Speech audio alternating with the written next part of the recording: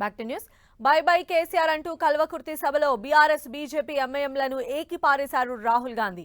3 పార్టీలు ఒకటే అని విమర్శించారు. ఇటు బీజేపీ డబ్బులతో ఎంఐఎం అభ్యర్థులు పోటీ చేస్తున్నారని ఆరోపించారు. తెలంగాణలో బీజేపీ కారు టైర్లు గాలి తీసేశామని, ఢిల్లీలోనూ పంక్చర్ చేసి పంపిస్తామన్నారు. ఇటు తెలంగాణలో కాళేశ్వరం ప్రాజెక్టు పేరుతో 1,00,000 కోట్లు లూటీ చేశారని ఆరోపించారు. ధరణి వల్ల రైతుల భూములకు రక్షణ లేకుండా పోయిందన్నారు. चुनाव आ रहा है, लड़ाई दोराला तेलंगाना और प्रजाला तेलंगाना के बीच में है।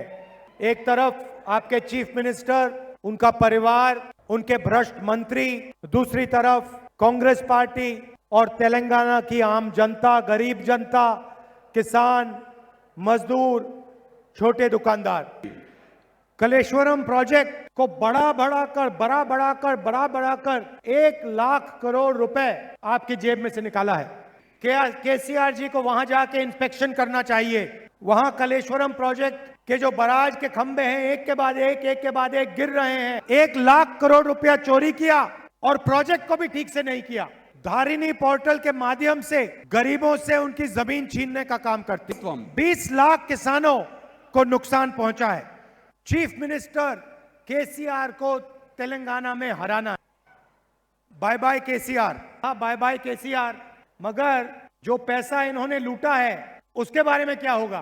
पहले क्या होगा? पहले चीफ मिनिस्टरशिप से बाय बाय, उसके बाद जो केसीआर जी ने तेलंगाना की जनता से पैसा लूटा है के बारे में सवाल पूछे जाएंगे। मैंने मन बना लिया है कि जितना पैसा आपके चीफ मिनिस्टर ने आपसे चोरी किया है, उतना पैसा कांग्रेस पार्टी आपकी जेब में वापस डालने जा रही है। चुनाव बीआरएस और कांग्रेस पार्टी के बीच। सच्चाई यह है कि बीआरएस, बीजेपी और एमआईएम एक साथ काम कर रहे हैं। पार्लियामेंट हाउस में, लोकसभा में बीआरएस ने बीजेपी का पूरा समर्थन किया। बाकी विपक्ष के नेताओं पर केसेस लगते हैं। ED, CBI, income tax, vigilance, मेरे ऊपर 24 केस लगे हुए हैं। मेरी लोकसभा की मेंबरशिप रद्द कर दी। मेरा जो घर है, सरकारी घर, वो ले लिया। तो जो भी उनसे लड़ता है उन पर केस होते हैं, आक्रमण होता है, मगर आपके चीफ मिनिस्टर पे कोई केस नहीं। आपके चीफ मिनिस्टर और नरेंद्र मोदी एक साथ मिले हुए हैं। दूसरी तरफ एमआईएम, जहां भी कांग्रेस पार्टी चुनाव लड़ती है वहां पे जादू से एमआईएम के कैंडिडेट आ जाते हैं। और सारे के सारे कैंडिडेट जो आते हैं वो बीजेपी की मदद करने वाले कैंडिडेट आते हैं। तो ये भी एमआईएम वाले लोग पैसा लेकर 24 घंटा बीजेपी की मदद करते हैं। कैंडिडेट को पैसा कौन देता है? बीजेपी देती है। इसीलिए एमआईएम, बीजेपी और बीआरएस एक शक्ति है। यहां पे बीजेपी छाती फुला के घूम रही थी, कांग्रेस पार्टी ने उनकी सारी की सारी गैस निकाल दी। चारों टायर उनके पंचर कर दिए। यहां आके कहते हैं हम ओबीसी का चीफ मिनिस्टर बनाएंगे। यहां आपको 2% वोट मिलेगा और चीफ मिनिस्टर कैसे बनाओगे? गाड़ी का टायर पंचर ठीक करिए पहले।